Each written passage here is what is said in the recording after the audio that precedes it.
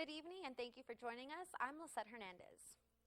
Texas prison officials on Tuesday abruptly halted the practice of sharing death row inmates' final written statements after a lawmaker expressed outrage over the state relaying the last words of an avowed racist executed for the 1998 dragging death of a black man, James Byrd Jr. It marks the second recent change to execution day procedures in the nation's busiest death chamber. Earlier this month, Texas also stopped letting clergy inside after the U.S. Supreme Court blocked the execution of a man who wanted his Buddhist spiritual advisor with him. State Senator John Whitmer had chastised prison officials Monday for reading John William King's final written statements last week after he was executed for Byrd's killing. If a death row inmate has something to say to the public or victims, let him or her say it when they are strapped to the gurney, Whitmer wrote in a letter to the prison officials. The Texas Department of Criminal Justice swiftly responded and within 24 hours told Whitmer it would change the policy to only publicly relay verbal comments made in the execution chamber. Any written statements by the condemned will now be inventoried with their belongings. After they are executed, said Brian Colliers, the agency's executive director. Whitmer has served nearly 40 years in the Texas State Senate and is one of the most powerful lawmakers over the criminal justice system. King, who was white, said no when asked by a warden in the death chamber on April 25th whether he had any last words before being executed. Afterward, prison officials released a statement prepared by King. Capital punishment, them without the capital get the punishment. A New York man was arrested on Sunday after allegedly taking a $16,000 sculpture from an art gallery. Sultan Cenk, who was charged with theft, was seen entering Galleries Berteau near Central Park last Thursday afternoon. Security footage was later released showing a man carrying a sculpture and walking out of the door. Galleries Berteau released a statement regarding security, explaining that it is of the utmost importance to them and their clients, and that their security representative was assisting with an installation issue in the back of the gallery during the time of the robbery. The gallery plans to amp up their security measures in the near future with hopes of better protection of employees and guests. South Africans celebrated Freedom Day this past Saturday in KwaThema Township. Around 3,500 people were in attendance in support of the 25th anniversary of the end of the apartheid. They waved the South African flag and sported a lively array of colorful outfits in bright yellow, green, and black representing the African National Congress, who helped end the racial discrimination system. Lastly, gatherers had the opportunity to witness speeches based on progress made during the past quarter century and defeating new challenges such as inequality and unemployment. Coming up after the break, we have Evan with sports. If you're talking, they will hear you. We all want our kids to grow up safe and healthy, so we show them how. And we tell them with honest conversations that let them know what we expect. Not just one time, but every chance we get. That's especially important when it comes to alcohol and other drugs. Kids not only need to know the dangers and how to avoid them, they need to hear it often from you. And when it comes to pain medications, opioids, they need to know that they should never be taken without a prescription and never shared with friends or family. It's dangerous and illegal. So talk with your kids and guide them through the challenges of growing up safe and healthy. Because when you talk, they hear you. For more information about talking with your kids about underage use of alcohol and other drugs, visit underagedrinking.samhsa.gov. So talk, they hear you. You can do it if you try. Both my legs were amputated due to an IED. It's when you start to try to get back into like an everyday life. I absolutely felt like I lost some of my purpose. There must be something more. When DAV came into my life, they gave me a new mission. I could still be a productive member of society, could still support a family. The DAV gave him that sense of structure and purpose again to get his life back together. Visit DAV.org to learn more about our mission. Oh, hey, bud. Where are you headed? Just gonna hang out. With Gary and Todd? Yeah? I've been meaning to ask you, is there any drinking going on in this crowd?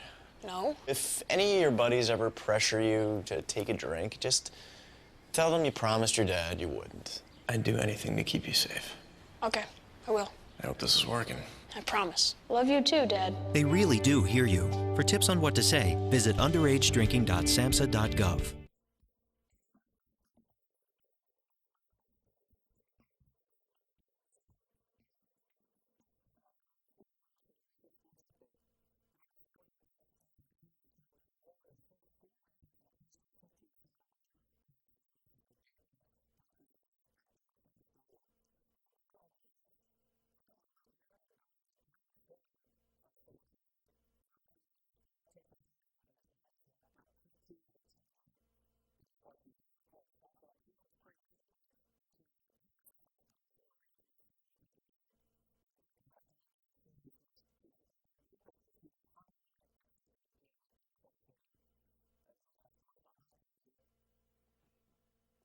Time to grab the sunscreen and get out those swimsuits because the Frank D. Roberts Aquatic Center will be open for summer hours beginning June 1st. The Aquatic Center is located at 912 Avenue N. The splash pad opened Monday, April 29th and is available from 10 a.m. to 8 p.m. There is no fee to enjoy the play area that features fountains and nozzles. Pool hours after the opening will be Tuesday through Sunday from noon to 8 p.m. The pool rules state that only swimwear material is allowed in the pool. Full rules and regulations are posted at the pool entrance. Daily access fees are as follows. 2 and under are free, 3 to 11 years old is $2.50, and 12 and up is $4. Season passes will be available as follows. 3 to 11 years old is $40, and 12 years and up is $50. Family packs are also available at $100 for a family of 4, with each additional child added only $20. For more information about classes or pool hours, contact Jay Miller at 936-291-5433. The children's book section at SHSU's Newton Gresham Library has a special meaning attached to it. Members have established the Ann Jerabek Memorial Collection in the memory of the late librarian Judy Ann Jerabek. The 100-book collection will be located on the second floor of the library near the new books collection. Jerabek, in addition, a memorial book plate will be added to the inside cover of each book in the collection. During her 30 years at SHSU, Jerabek served as a reference library and a library liaison and subject selector for the philosophy, religion, library, science, and family and consumer science departments. In her memory, the SHSU community was invited to join members of the library for a book dedication ceremony. Do you want to show off your bowling skills? You're in luck.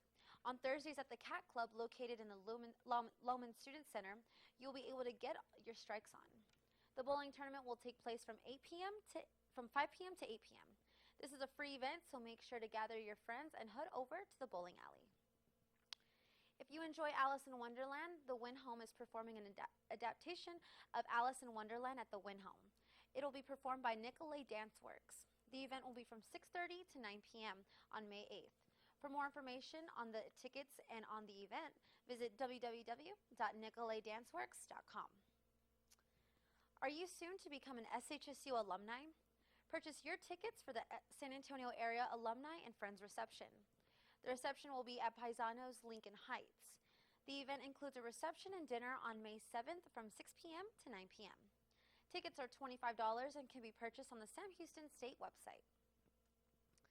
Anyone interested in becoming a Texas State University Regents Scholar should apply now. This is the most prestigious recognition an undergraduate student may receive in the system. If selected, the student will receive a $2,500 scholarship in the fall, a medallion, a framed resolution, and frames university-wide recognition at the November 2019 TSUS Board of Regents meeting at Sam Houston State University. All those who wish to apply should do so before June 14th. For more information, please contact Lynn Clopton. Coming up in just a few minutes, Christina has a look at what our weather will look like this weekend. If you're talking, they will hear you. We all want our kids to grow up safe and healthy, so we show them how. And we tell them with honest conversations that let them know what we expect. Not just one time, but every chance we get. That's especially important when it comes to alcohol and other drugs. Kids not only need to know the dangers and how to avoid them, they need to hear it often from you. And when it comes to pain medications, opioids, they need to know that they should never be taken without a prescription and never shared with friends or family. It's dangerous and illegal. So talk with your kids and guide them through the challenges of growing up safe and healthy. Because when you talk, they hear you. For more information about talking with your kids about underage use of alcohol and other drugs, visit underagedrinking.samhsa.gov. So talk, they hear you. You can do it if you try. Making is in essence telling a story. Every time I make something, I'm telling a story. When a kid gets their hands on the world and learns that they can make their fantasy play, that they can make their reality, that's power.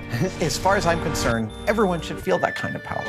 So if there's something that interests you, go figure out how to do it. Go tell your own story. There it is. I want to know why you make. Share your own Why I Make story today. Visit whyimake.org. Both my legs were amputated due to an IED. It's when you start to try to get back into like an everyday life. I absolutely felt like I lost some of my purpose. There must be something more. When DAV came into my life, they gave me a new mission. I could still be a productive member of society, could still support a family. The DAV gave him that sense of structure and purpose again to get his life back together. Visit DAV.org to learn more about our mission.